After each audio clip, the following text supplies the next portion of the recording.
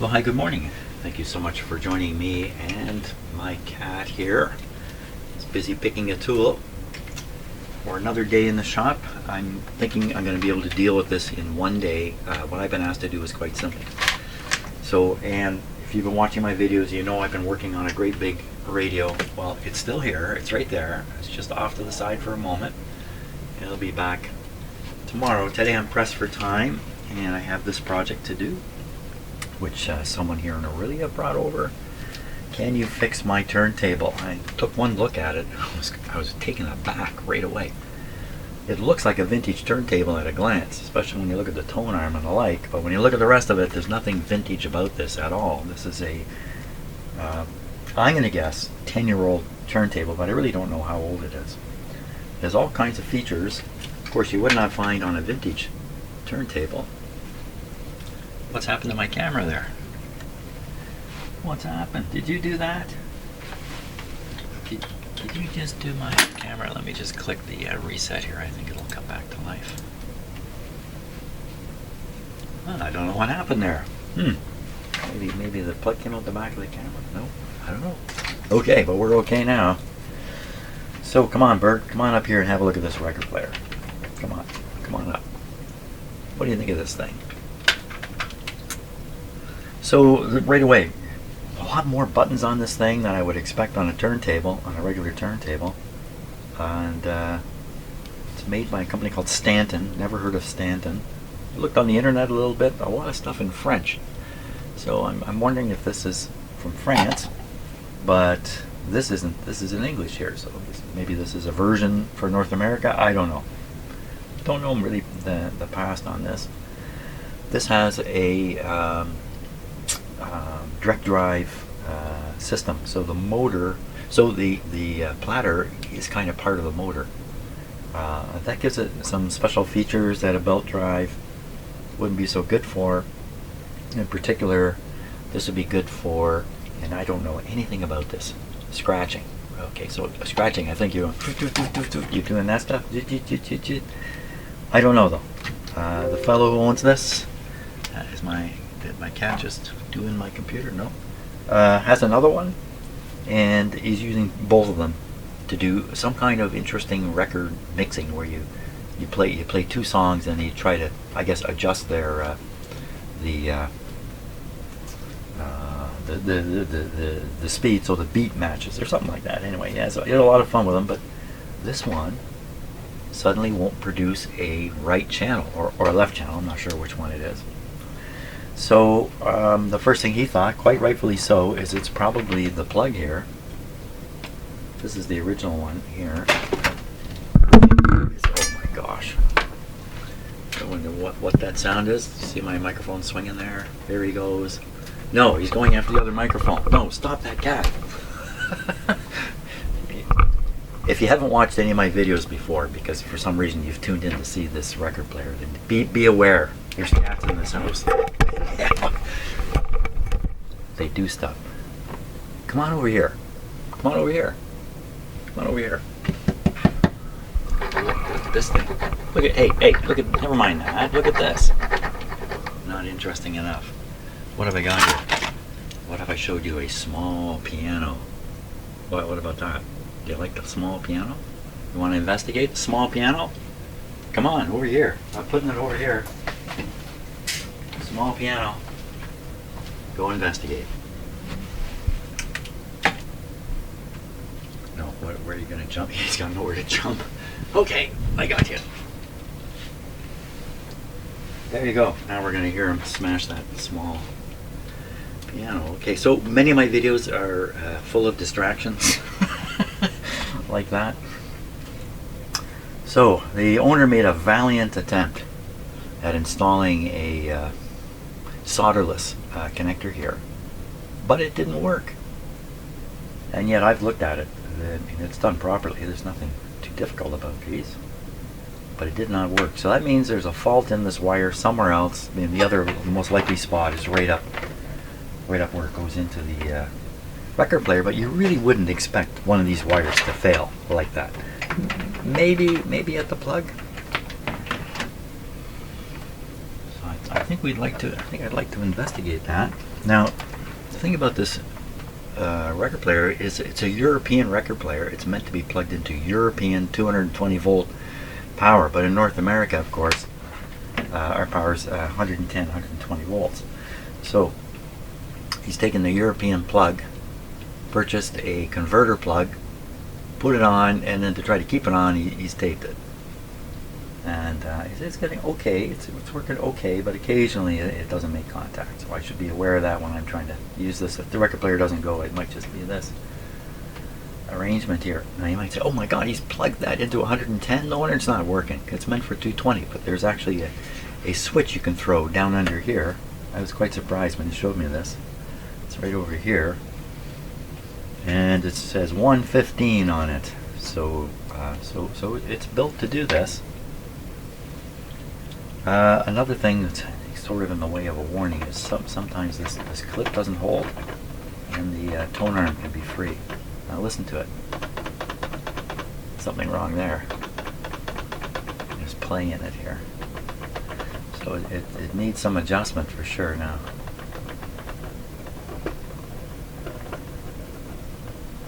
This part's metal. This must be metal. But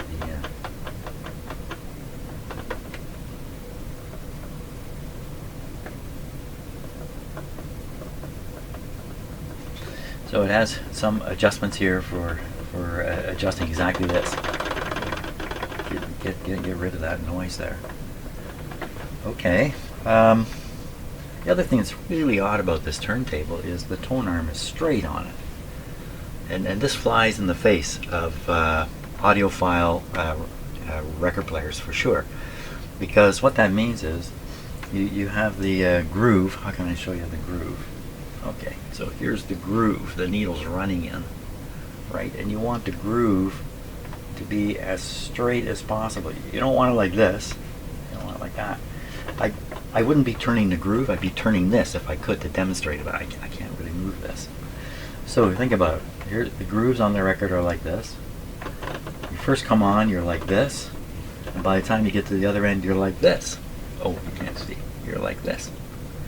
You're not staying in the groove. Now you never are staying in the groove perfectly with any record player, but there's a couple of things that can be compensated for that. And one is the angle of the head here should be aimed basically straight in the middle here. And then it's a little out here, a little out there. Another thing you can do is you can concentrate on the length of the tone arm. You draw a straight line out here. You can see the tone arm describes an arc across the record, and you can move that arc back and forth. And there's a way to minimize this problem of the tone arm being fixed in place and having to swing at angles across the record. Now there are record players where the tone arm actually tracks straight across. The whole thing travels across the record, and the tone arm stays perfectly straight in the record groove the whole time. And you say, well, what's the problem if it gets onto too much of an angle? So if the record's going by and the needle's in like this, it's kind of obvious what kinds of problems would start happening. It's not going to ride deep down into the groove. It's going to put varying pressures on this side or that side of the groove. It's just going to do a lot of bad things. It's probably going to skip also. So that's very unusual. And from what I read briefly, people who do the scratching thing like the straight tone arm. Why, I don't know. But this guy will not play a record at the kind of quality that someone might want. So this is really a working turntable for another purpose. I think the purpose is the scratching thing or whatever. Can you really hear those differences? If this tone arm, if this head shell were bent a bit, would it really sound different on the record? You know what?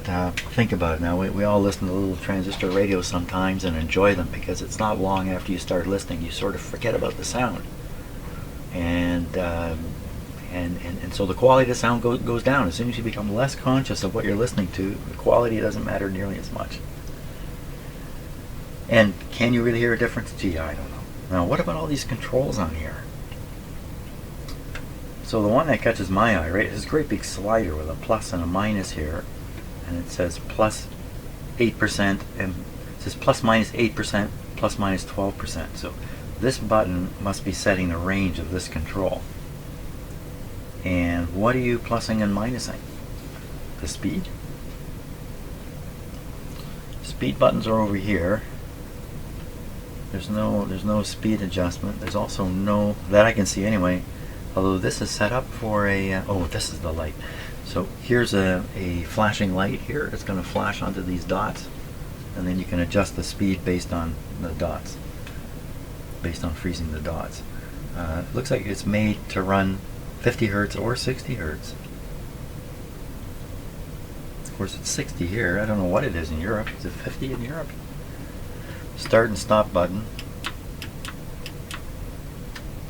Starts the motor. I don't think there's any mechanism involved in this. This isn't going to come over and start playing the record. I don't think it's even going to stop at the end. I think it's just a totally free tone arm. On, off. What is this? What is this?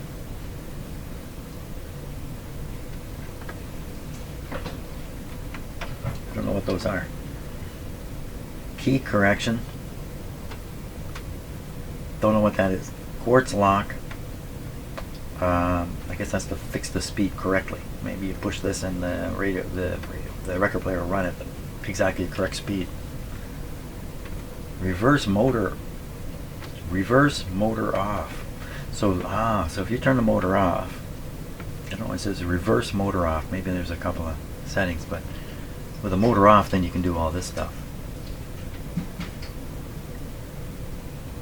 If you're into that.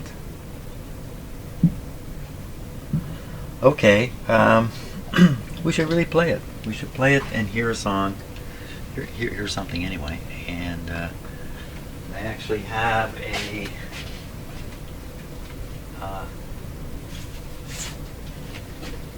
record here somewhere. Where is it? I have a record here which is not copyrighted.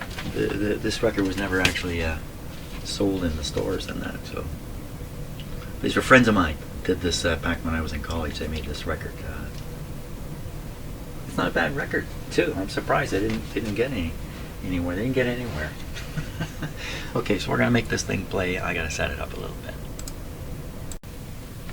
Bert's brother has come up here. Bert, this is Wally. He's not usually in my shop. It's usually Bert who comes in. Hey Wally, what's up? And that's his answer. Okay, we should really lock this with the cat around here.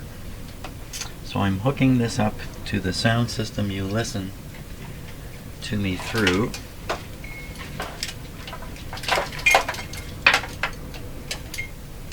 Okay, I'm just getting my own headphones on. I don't normally listen to myself on headphones in here. I just keep an eye on the volume level. Okay. Okay, very hard to hear myself on these headphones.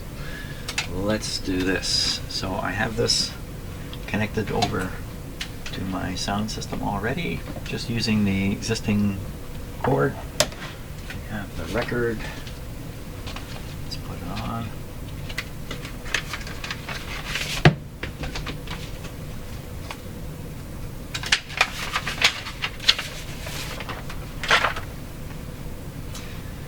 Guys must have spent some money getting this done. There's a big dig in the record right there, so we'll play this side. Oh, big scratch there. What's happened? Cats. Okay, we gotta plug her in too. Okay, now we might start hearing stuff. I don't know.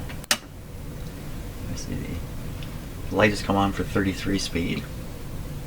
The light has come on here for the speed reading.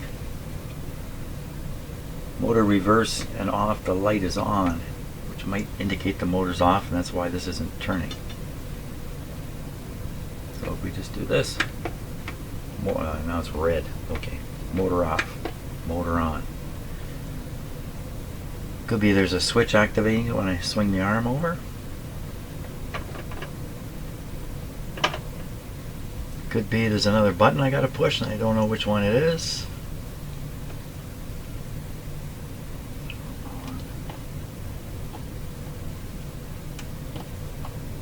How do you work that? Oh, it's a fun thing here. That's off. That's on. I didn't hear any pop or anything. Oh, we don't have the sound turned up. Okay, sound's turned up now. What I'm going to do is I'm going to just touch the cartridge needle and see if we hear anything at all. I'm going to just use my finger here. Nothing at all. Okay. Why would we hear nothing at all? Let's get start stop. Hey, that would be a good idea. There we go. Looks like 33 to me. Put this on. How do you like that? Okay, let's let it play and I'll adjust a few things here. So let's start right at the start.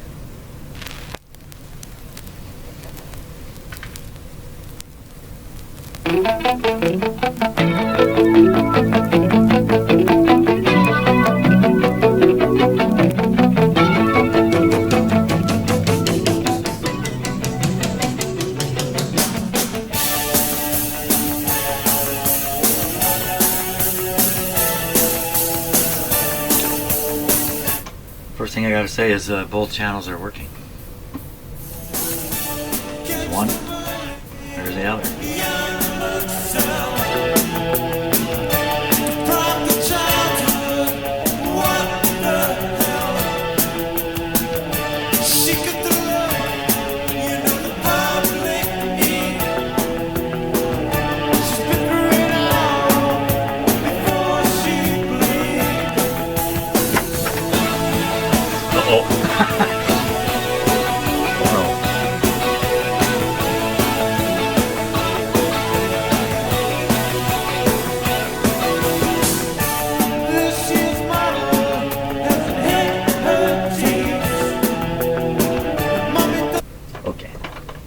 What is this control here?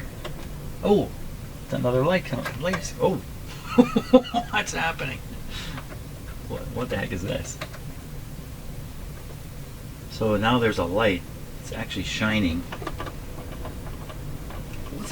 Maybe it's trying to shine in this area so you can see what you're doing with the needle. That's a weird thing. It's just a light that pops up. That's a weird thing. Okay, what about the speed control? Let's put this back on. We'll put a different song on. The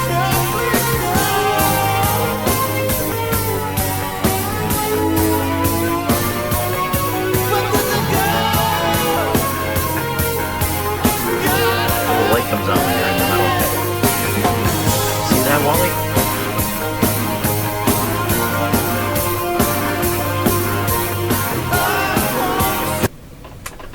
Well, that's a bit of a problem that this is working, because it wasn't working in the fellow's house, and I listened to him talk. He did a pretty thorough testing of this, and he's well enough aware of what he was doing. How he convinced himself that it must be this cable when it's not. Wow, that's a tough one. No. Okay, so we stop this with that. Quick stop. Speed adjustments really, like, this is unusual to have this kind of beautiful control over a range, or a large range. And I guess that's part of what you're trying to do with this turntable. This thing has a bad scratch here. Can you see that? Look at this. This is a very bad sign. And you can't really see it here. It's just above my finger. Let me try some oblique lighting. There, now you can see that scratch. That's the needle scratching across here, I'm pretty sure. Right there. Oh my god, this thing has been ground. It's been ground. Maybe not the needle, but maybe the plastic edges of the cartridge have this, but this has taken a beating. Okay, a couple things we can do, since there's really not a problem over here with the plug. You can check the tracking force. I don't know what it should be, probably a little heavy for this kind of record player because of what's being done with it. So I think typically a good cartridge tracking force is going to be a gram, a little more than a gram, maybe upwards of 2 grams. And then the old cartridges on the old record players, the ceramic ones, are 6 grams and stuff like that, quite dramatically heavier than this. So we can weigh this. We can also check the speed to see if the speed is accurate on it. Okay, but as for the problem with this cord, it still makes sense probably to change this with a new plug, a better plug than the temporary one here. So, and what are you doing over here, Cat? Oh gosh, he's got a hold of something. What, did I just knock it on the ground? Yes, I did. Okay. Okay, well, just thinking about other things I have to do today and the timing of stuff. Doing the weight thing is easy. Oh. Doing the tracking force thing is easy. Let's do that. Okay. You might be hearing my house air conditioner running in the background. So, tracking force here, I turned it on quickly to make sure the battery's good. So the way we do this properly is we take the record off. Nobody walk on that record. Do you hear me? Did you hear what I just said? Don't walk on the record. Oh, it's Bert here now. Bert is here. You can tell them apart because Bert has no white patch on his back, but his brother does. Otherwise, we wouldn't know who's who. So this is roughly the thickness of our record, kind of. So you want to do this test with the tone arm not up in the air and not way down. You want it right in the right spot. Gotta set this to 0. Okay.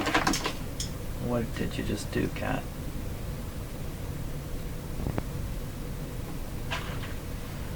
So that measures 3 grams, which I think is perfectly acceptable.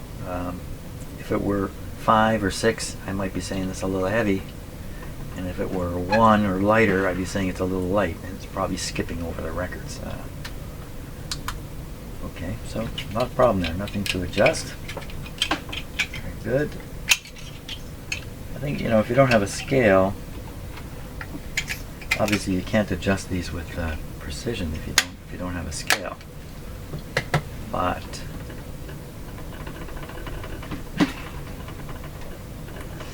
one of the problems with doing this is the momentum in the tone arm gives you a feeling of weight as you kind of bop it up and down.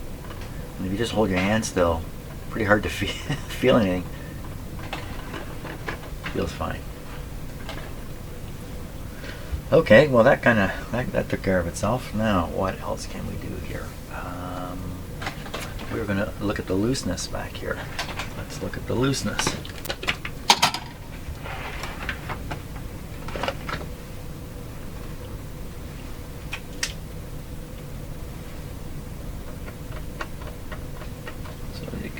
This way, this piece is moving.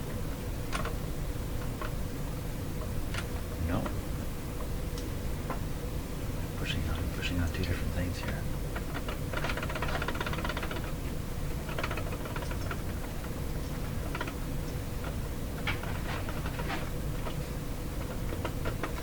When you loose in all directions, I think it would be this. It's definitely loose here too. Very, very small screwdriver. This may have a locking nut here. I may not be able to turn this. My little tiny screwdriver. Turn it a bit. And if you turn it too much, you'll of course you'll cause it to bind up.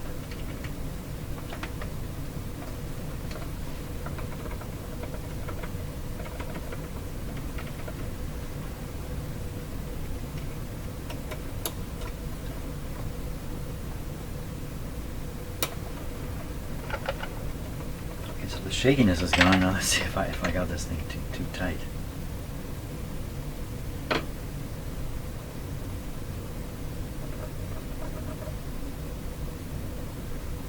Oh, this is calibrated.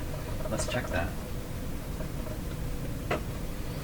Okay, so normally what you do with something that's calibrated on the back like this, take a look at where it's at now, 1.5. And what did I read 3. Set to 1.5. So we'd set this to 0. Make sure this is on the right. Well, we'll figure that out. On the right track. Figure that out by releasing this. And so at the 0 setting, this should float, but it's not. It's sinking. So let's go back another click here. There really isn't another click. Way back here now. So that's closer to floating, but it's practically off the... How do we do that? Oh. Okay, this is better. I'm going to get it into one of those grooves there. Okay, so it's close, it's heavy, so it needs to go back.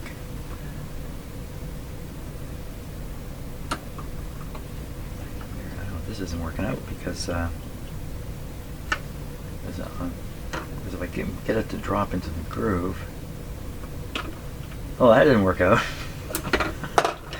Okay. So there's a small plastic ball in there that's catching the groove. And this is turning independent of the weight, which kind of makes it kind of useless, doesn't it? Is there a key?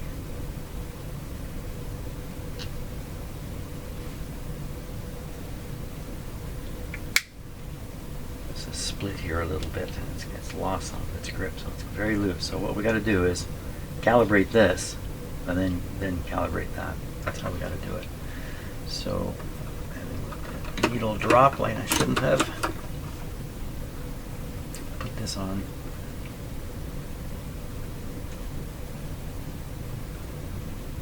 This isn't doing anything. You got to turn the entire shebang. Okay. We turn the entire shebang until we get it floating here.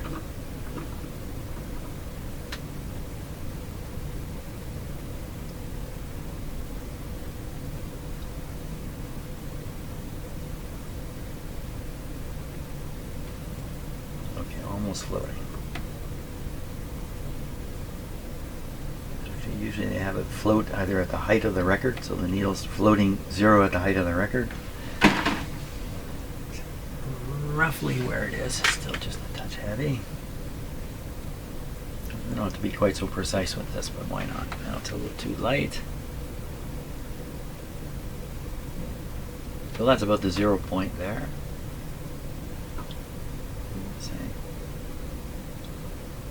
Okay, with that as the 0 point, and now turn the plastic thing until the 0 is, well, in this case, straight up. And then we turn this. You know what? This isn't going to work because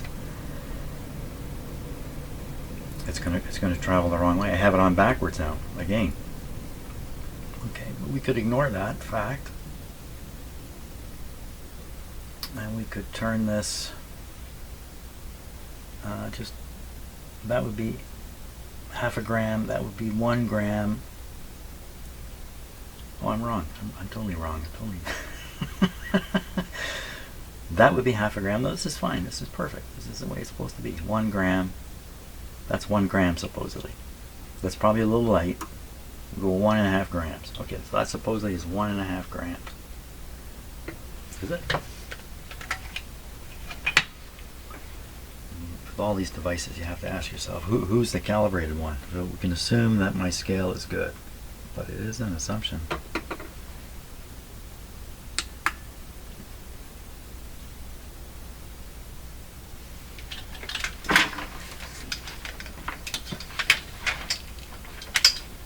I'm thinking you want the tone arm a little heavier than normal because of the kind of work you're doing with the record player. Okay, let's see if it's 1.5 now.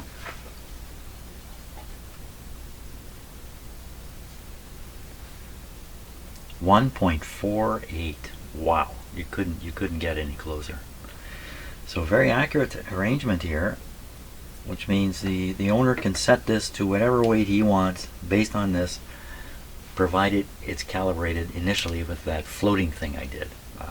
You need to calibrate this, balance it out first, and then it's quite accurate. That's great. Okay, and it was set, the number was 1.5 on the thing when it came here, so it's 1.5 again.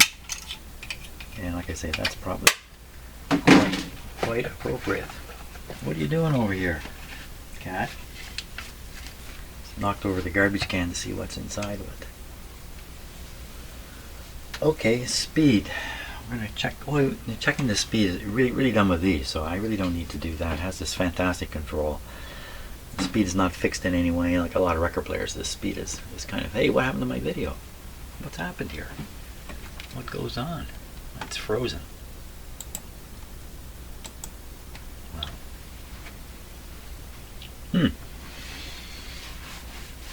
I wonder what's happening. Okay, can't blame that on a cat though. Okay, but we're back to the cord here. That's all that's left here is this cord. And I think it really would be a good idea to put a more permanent connector on here than the temporary one. Okay, I'm gonna look and see what I've got here. Did a little more testing of this just to make sure the cord is not in trouble back here. I've wiggled it around and there's nothing wrong with this cord, but this just isn't the most satisfactory way to connect the cable here. It's going to lead to trouble. The other end, the strain relief piece is broken off of it. It's probably heading for trouble too. Assumably the one that was here did get into trouble. So I think replacing the whole cord was probably the easiest and best way to do it, and that's what the owner had suggested that should be done. So I want to flip this over and work underneath.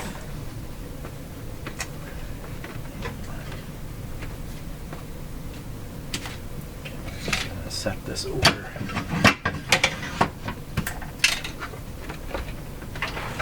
That's a very heavy record player, surprisingly heavy. A lot of these record players, even the vintage ones, are not nearly as heavy as this thing. So it's very surprisingly heavy, in fact.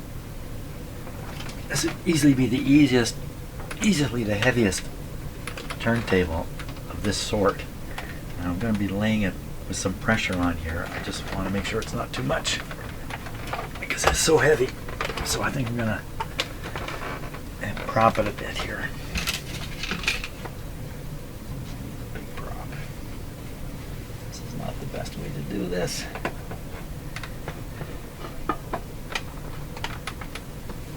Okay, so that keeps it off the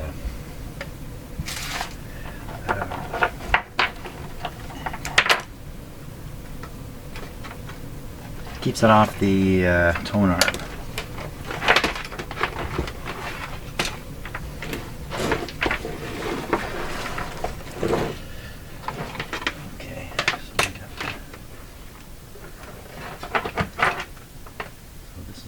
We're after.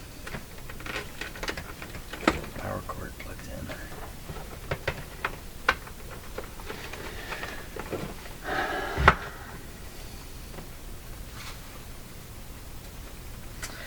So like a lot of these things, they have screws you need to take out, and they have an arrow pointing at the screws you need to take out to help you not take out the wrong screws. There's some other stuff in here. There's some master speed controls here in case the front control, I guess it's to DD speed, direct drive speed 45. I don't know what that says, 89, 86, and this says pitch adjust.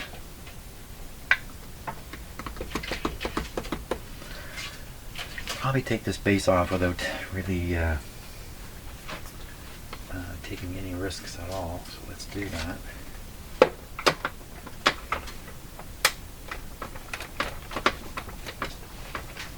And what I want to get is just access to the end of this cord, and we'll put a new cord on.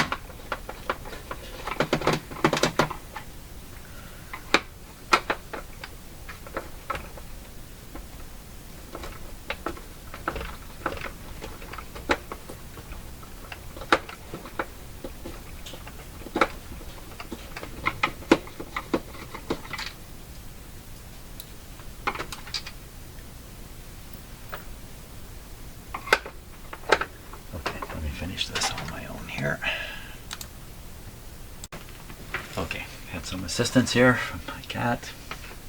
What's under there? It's so fascinating. Me? So I think I have all the screws out. Yeah. Right in the middle here. There's some writing here, which I should probably avail myself of before taking this apart. It says, caution, risk of electric shock, do not open. Warning, to reduce the risk of fire or electric shock, do not expose this equipment to rain or moisture. Warning, shock hazard, do not open. Let's open it. You know what? This is not an easy thing here. I don't think. Doesn't feel right.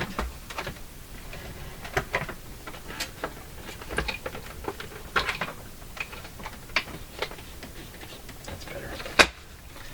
The base itself is very heavy. I hear a screw or something flopping around. What was that? There's a little piece of metal here.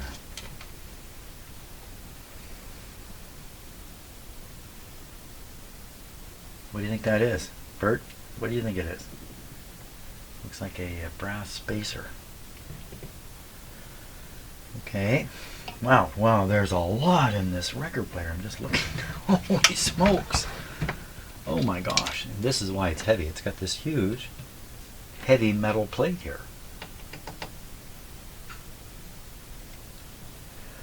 Okay, I'll put this with the screws. Wow.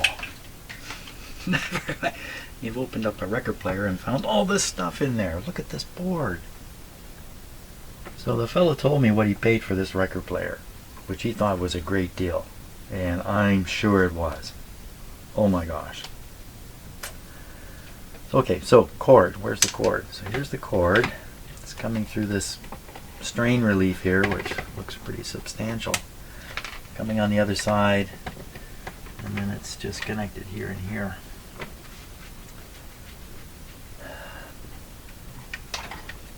Why the spring? Why the spring?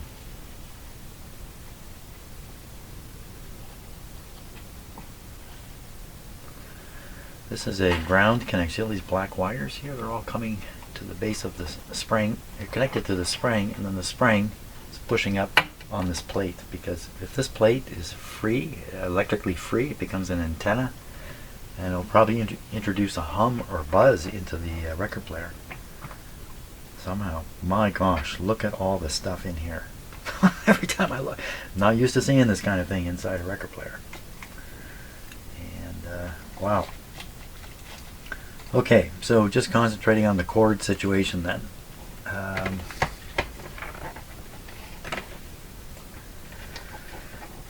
It looks like we have to take this fitting off, slide this out, separate it, put the new wire in, slide this back in, put this fitting back on.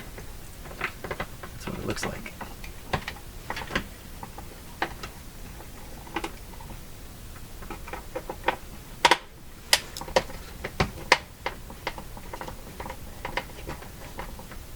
This must have been a very expensive record player, I think, when it was new. This is not some low-cost thing here. How it ended up in North America. I put these screws where I won't lose them. I'll put them with the others. Just lounging. Yeah, sure enough. I take this off, I slide this out. Take that out, slide that out. Slide it out. There it goes.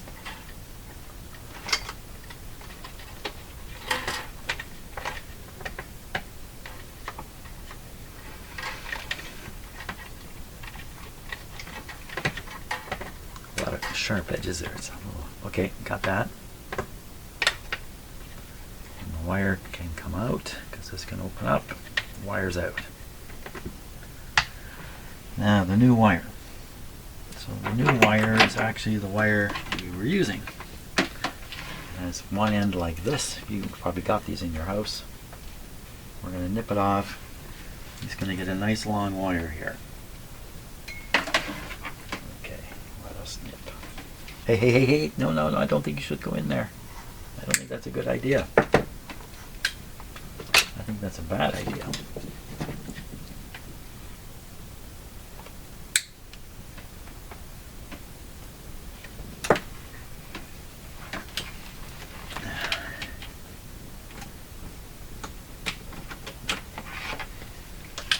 What are you after now?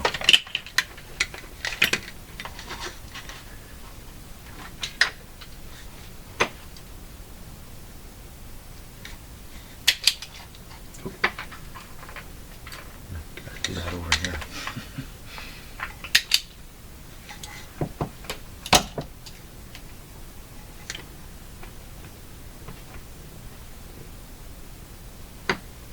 I think he's more interesting than me, actually. What's your plan for today, Bert? What are you going to do today?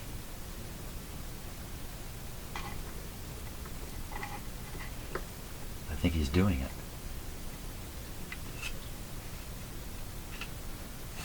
I mentioned we have 3 cats. We have this guy and his brother, who we just got last September, and then we have our older cat. She's about 10 years old, who does not like these guys, these 2 guys, right from the start. So I think it's more the cat's nature. We got orange cats because of the rumor that orange cats are nicer cats. We've had an orange cat. Our cat Peanut was a very nice cat. Other cats that we've had have been aloof, like our black cat, who you never see in the shop here, or very seldom see. Kind of aloof. He's trying to get my attention now.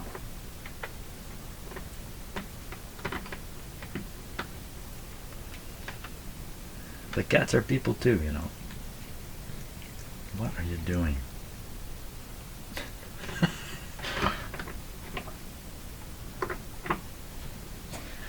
I grew up in a house that had no pets. Fish. We had some fish, but certainly not a cat or a dog. My parents would never entertain that idea. It's just too much work and responsibility, and too much trouble getting on that golf course if you have a dog. Maybe you can't bring a dog with you. Yeah, I wonder if you can in some golf courses. Maybe they have dog-friendly golf courses. That could be a big hit. Hey, there's a business I should get into. Now, as for the parts I took off, what did I do with them? Here's one. Okay. So I think we need to disconnect the existing. So it's red. So they've done the usual thing. The 4 wires are coming up. And rather than put the 2 signal wires anywhere close together, they put them out here, and they put the ground wires in here. And the ground wires should touch it. Nothing. There's no issue at all. It keeps the signal wires far apart. I'm just going to heat up my soldering iron here and take off the old cable.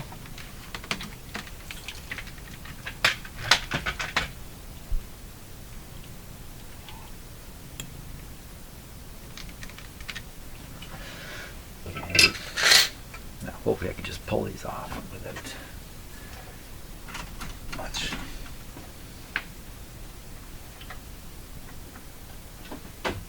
Red. Yeah, they come right off.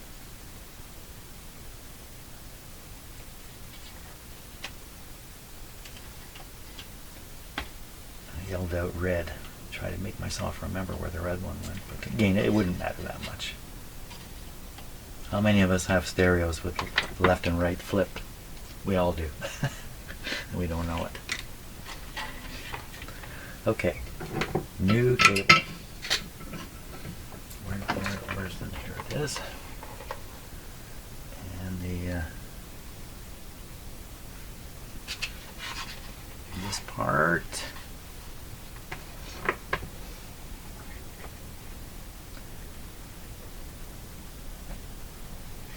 I really saw how this went exactly.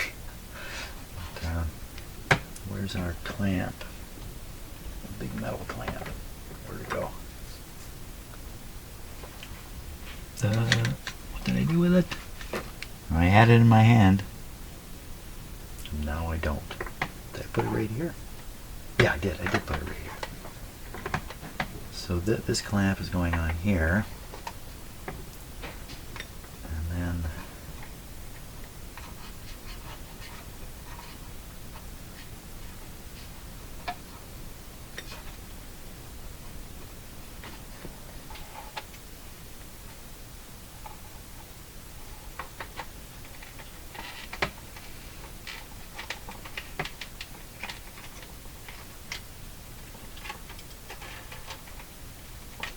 weird. Is that how the other wire was? Interfered with the spring? Must have been. It's definitely a little strange. So maybe we can do this. We can do that.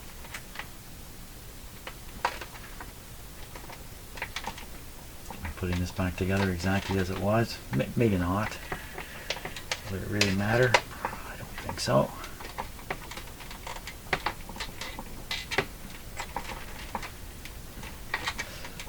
Piece won't fit through this little grip.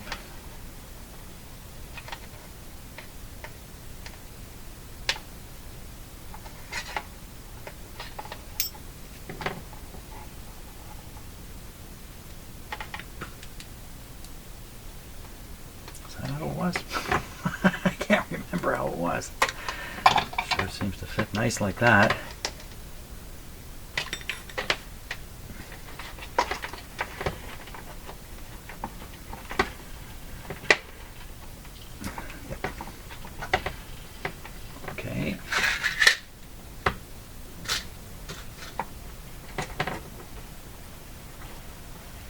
Oh, it's 12 o'clock. That's because in the middle of doing this, I took a trip down to the Aurelia garbage and recycling area where I unloaded a truckload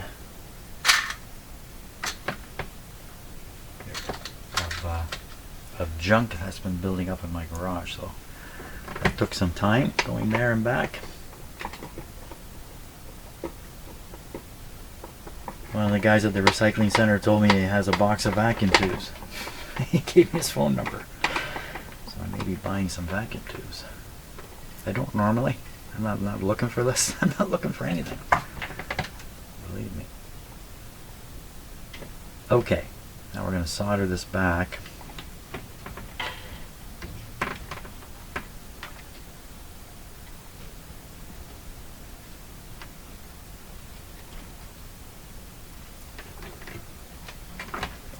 First. What did I do with the solder now?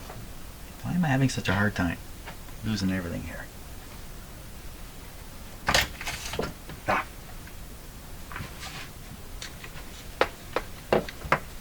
Okay, I gotta stop for a minute and find the solder, which is what was here a moment ago. It's not here now. Okay, found my solder.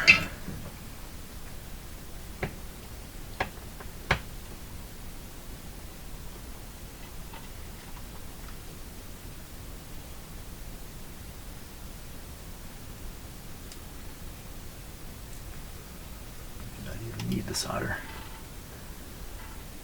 and that's the white one.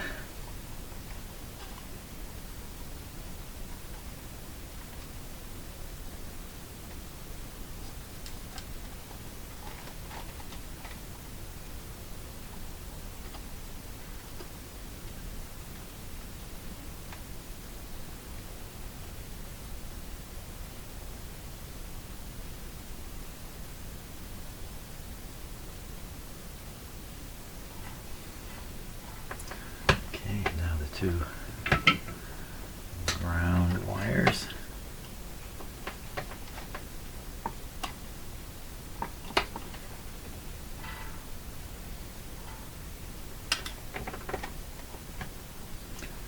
Twist them together.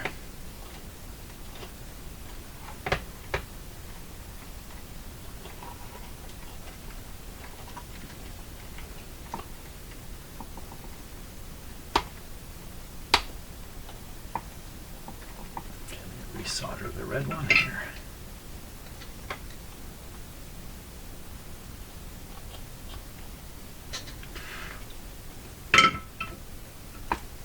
Nope. Okay, fit in the ground wire then. That'll stabilize things.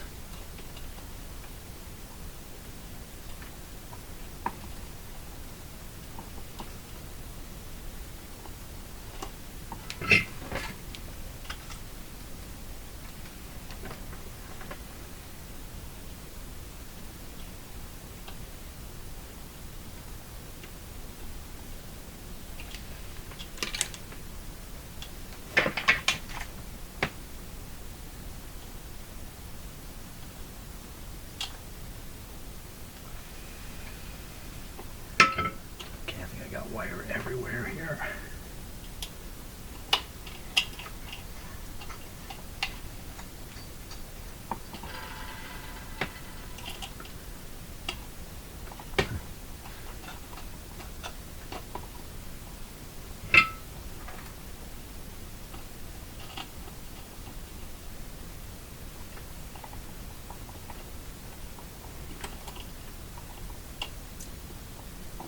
I soldered a nice short into it, so I'm de-shorting it here.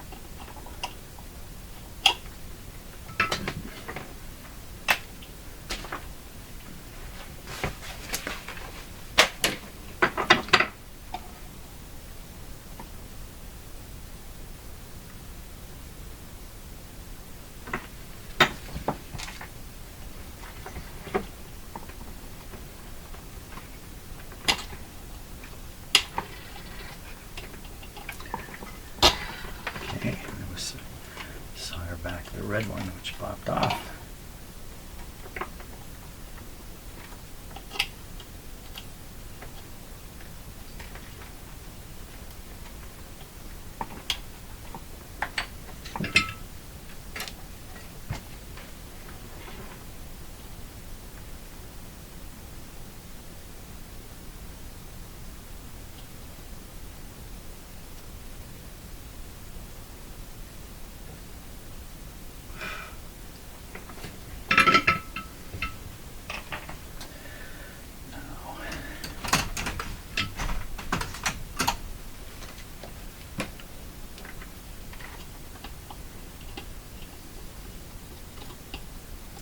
Got a strand or two here that are gone a little wild.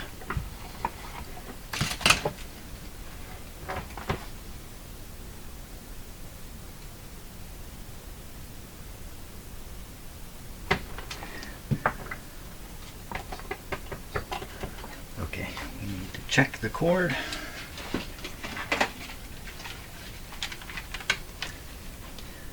What we're doing here is we're making sure there's no shorts, because it's so hard to see. Here we are.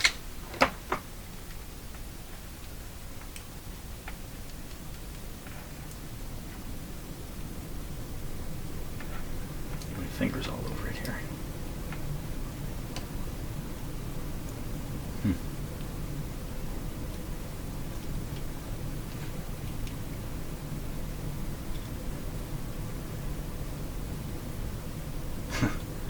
Seven.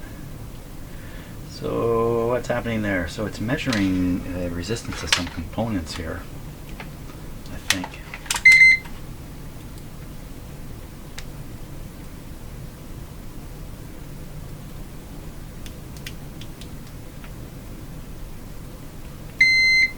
No shorts, and these two should. Okay, that's good. Now we're gonna have to test it by plugging it in, right? Like playing a record. So I'm gonna take a minute and get I'm gonna put it back together, and we'll flip it over and try it. Okay, let's give it a start here. Give it a try. So turn on. Light comes on, 33 speed. Picks right up right away. It's really nice, actually. Okay, and the volume is down on my system. We'll try the third record, third song. Okay, here we go. First one channel, then the other.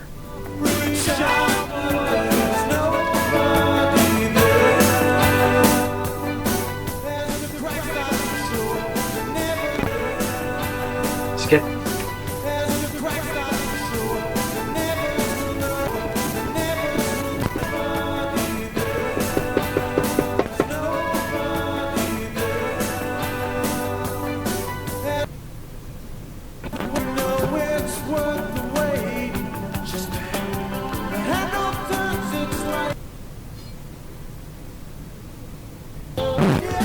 Oh. Skating.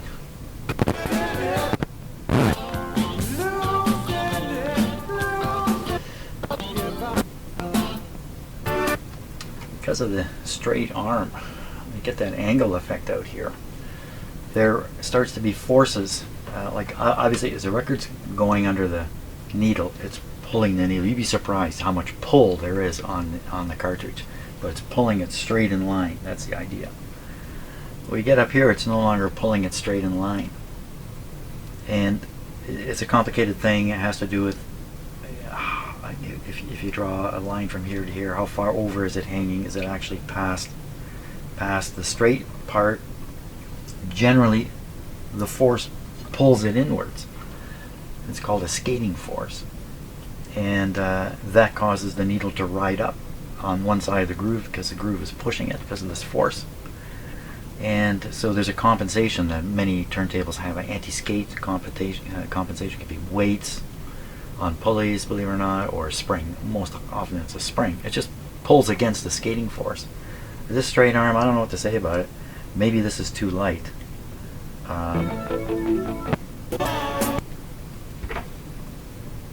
When you're out to here and you look at it, you can tell it's not straight. This would have to be about another inch longer to get into the groove in the straight spot here, way out here somewhere.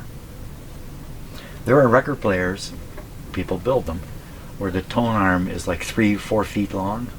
It's actually sitting on a pedestal away from the record player, and that's to give the least amount of curve as it sweeps over. You got to be a nut to be concerned about that kind of stuff. But okay, so that's it. We're done. Everything's working. And I'm going to put this down here. Nice new cord on it. Good. That's it. That's it. Well, thanks a lot for watching. And just in case I didn't say it clearly, this is a Stanton STR8-80 Professional Turntable with key correction, quartz lock, reverse motor off. MP3 line in. Holy smokes! Yeah, I'm not trying to promote this record player. I'm not doing a promotional video. But how cool is that? That's the coolest modern record player I've seen. Okay, thanks a lot. And we'll see you on the next video. I'll be back on that old radio and trying to finish it off. See ya.